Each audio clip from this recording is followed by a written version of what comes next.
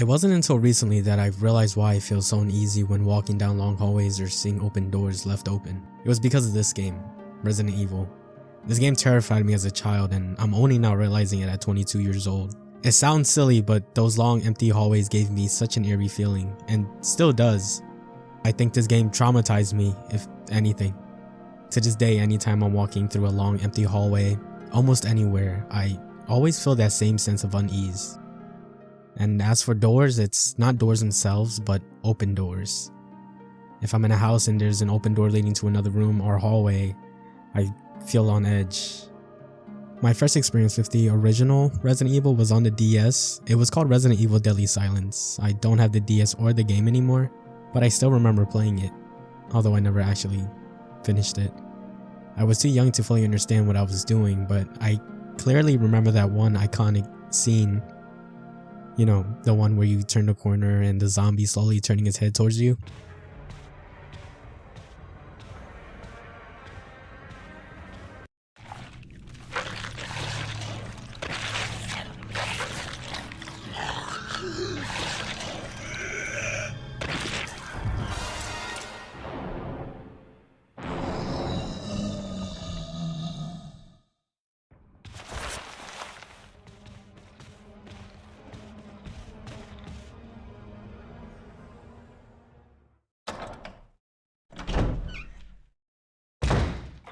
Fast forward to now, I realized that the source of my unease with hallways and open doors came from this game. So I decided it was time to face it. I bought the remake on PC and committed to finishing it. It felt like a long overdue challenge since I had started it but never finished it. I had played Resident Evil 4 and some other Resident Evil titles in the past, but those were way more action-packed and way less scarier than the original. This was my chance to finally experience the real and original Resident Evil. At the start of the game, you're given the option to play as Jill Valentine or Chris Redfield. Each character has their own pros and cons. Jill has more inventory slots, having 8, and access to a lockpick, while Chris has more health, making him harder to kill, but the trade-off is that he doesn't have an extra item to start off with, and he only has 6 inventory slots. I chose Jill mainly because that's what I remember doing in the DS version, and I personally think Jill is just cooler, but anyways, I'm gonna get into the story. If you don't want any spoilers, you could skip to this part of the video, or this timestamp. The story of Resident Evil 1 begins with the Elite STARS Alpha team investigating the disappearance of Bravo team. Bravo team was sent to investigate bizarre murder cases where victims were being eaten in the Arklay Mountains near Raccoon City. Alpha team's helicopter arrives only to find Bravo's chopper crashed, with some team members dead and others missing. While investigating, one of the team members is suddenly attacked by a pack of infected dogs known as Cerberus, forcing the rest of the team to flee to a nearby mansion known as Spencer's Mansion.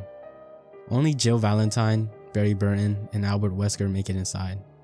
Chris Redfield goes missing during the chaos. From this point forward, our goal is to search the mansion for Bravo team members and find Chris, all while dealing with the unknown horrors inside. This is where the real story begins. Once you're inside and get a move around the mansion, you start to notice that this mansion isn't just any place. There are locked doors, puzzles, and that eerie ambiance all throughout the house. The group investigates the house, Barry and Jill together, and Wesker alone to investigate by himself. Barry leaves most things on Jill to investigate for a reason that I'll get into soon, but while exploring, Jill encounters her first zombie. You know that iconic scene where a zombie turns their head slowly towards you? The one that I had mentioned earlier? Yeah. The mansion is filled with a bunch of creatures such as infected dogs, crows that don't really do much unless you do something to them, and zombies that can turn into crimson heads.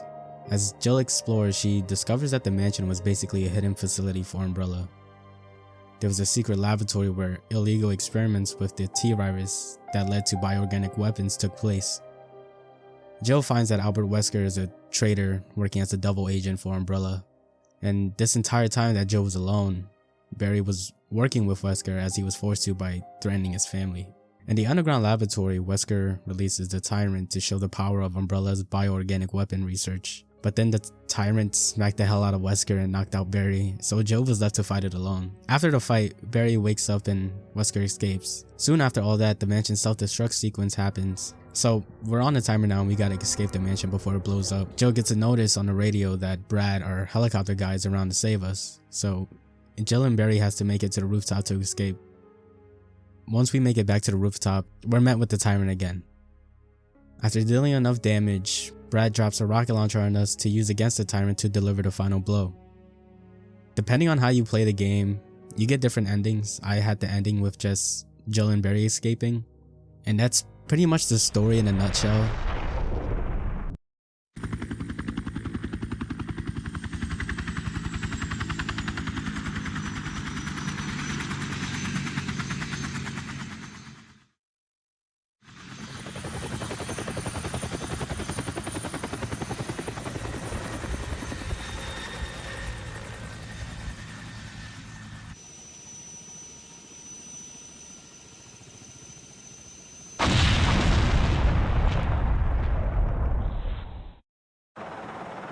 Your wife? Yeah, my wife and kids. They always wait up for me. Even today, my eldest daughter.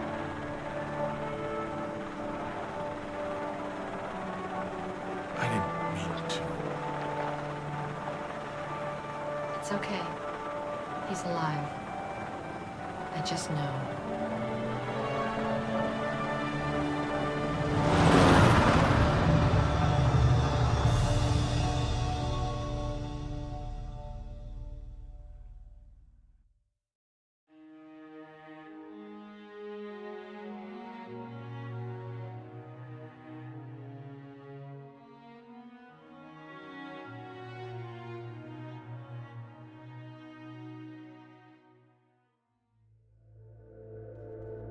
Going all the way back to the Spencer's mansion, it felt like a maze. Even with a map, I felt like I was constantly lost. The hallways, the locked doors, the puzzles, and rooms that could be filled with threats. It was very eerie and spooky. But what's cool is that the mansion itself, it feels like a character. It's not just some backdrop. It's eerie ambiance, dim lighting, and oppressive silence makes you feel like you're being watched. The deeper you explore, the more you realize that this is no ordinary mansion. It's like the mansion itself is against you. The sound design that was in the mansion really adds to the atmosphere. The sound of the footsteps hitting the ground, the distant growls, and the echo of your footsteps all build tension. You'll never know when you'll be met with a threat. You can hear some zombies banging on the window and doors getting tugged. The doors getting tugged and the zombie banging the windows was probably the most frightening thing to me. That thing had me on edge. I did not like that at all. But this game is a very survival horror focused game, and I mean that in almost every possible way. Your resources are very limited, your health and even save points are limited. You can't just blast your way through. Sometimes you'll get lucky and it only takes a few bullets to drop a zombie. Other times it can take up to 10 bullets to put one down. But even then, you can't assume that they're truly dead. If you didn't blow off their brains or burn their body, you're gonna have to deal with them again. If you leave a zombie's body on the ground for too long, over time it will mutate into a Crimson Head. And Crimson Heads, they are the most terrifying thing in the Resident Evil series. They're faster, more aggressive, and have way more health than normal zombies. If you don't have a shotgun or enough ammo to deal with them, good luck, you're better off running around them. I often found myself running from them rather than wasting ammo. Hearing the distant sound of a Crimson Head charging after you is a nightmare. And it kept me on edge for most of my playthrough. If I had to deal with them, the best way to go about it, in my opinion, was to just take out the shotgun and aim high to blow off his head, or, like I said, running around it.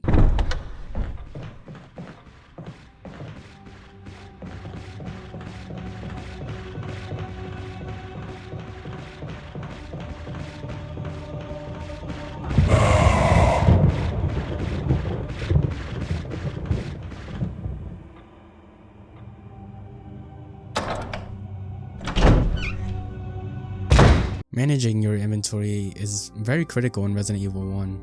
You only have a limited number of item slots, so every decision of what you choose to carry matters. And even with Jill having 8 inventory slots, it was still challenging. You'll constantly be deciding, do I need this ammo? Do I need this herb? Do I really need to carry this puzzle item right now? It's a constant balancing act. Safe rooms contain item boxes where you can store things. Backtracking to access them is unavoidable. This game forces you to backtrack to remember safe routes to avoid enemies. It's a good thing, but also annoying at the same time. That's just the way it is. Some people may criticize the inventory system for being too restrictive, but I think it enhances the survival horror experience. There were times when I had to leave important items behind. I felt unprepared more often than not. Sometimes I'd run out of ammo or healing items and all I could do was just keep running around and going. Running from a Crimson Head while desperately trying to get to a safe room was one of the most intense experiences I've had in a video game. Hearing its footstep behind me had me on edge the entire time. And they're fast, don't forget that. They're fast. And speaking of safe rooms, saving in Resident Evil 1 is unlike most modern games. There's no autosave. You save manually using ink ribbons, and these are limited. Every time you want to save, you consume an ink ribbon at a typewriter. This means that every save you wanted to make, you had to think about.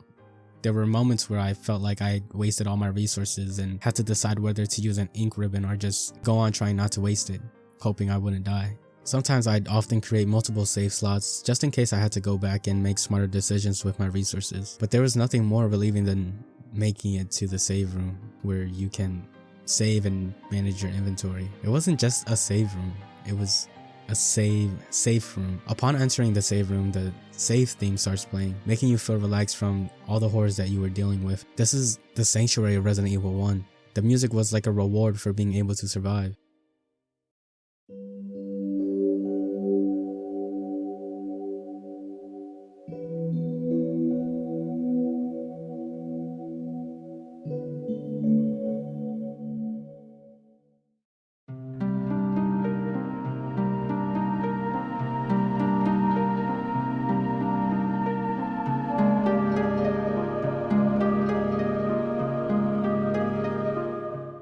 You were safe for now, but once you had to leave, survival horror continues.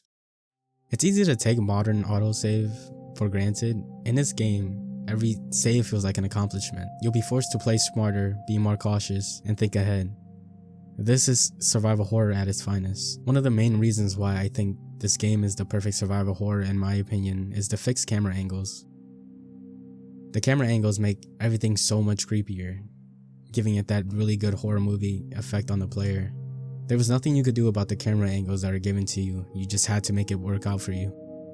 For example, sometimes if you enter a room, you'll hear a zombie in the room, but because of the camera angle, sometimes you wouldn't be able to see the zombie. You can only hear it, making you wonder where's it coming from. It was much more scarier if it was a Crimson Head since they move faster than regular zombies. It's not like what we have with the modern Resident Evil titles where we can just have that over the shoulder or the first person camera that we have full control over. Capcom made sure that players playing the older Resident Evil never feel truly safe. Looking back, I see how Resident Evil 1 left a lasting impact on me. The unease I feel with hallways and open doors stems from this very game. Its use of its limited resources, tense encounters, and deliberate save system created a survival horror experience that hasn't been matched by many other games. I'm glad I went back to finish it. Experiencing the fear, the tension, and the panic firsthand as an adult gave me a new appreciation for it. If you never played Resident Evil 1, I highly recommend it. It's slow and it's terrifying, but all in the right ways.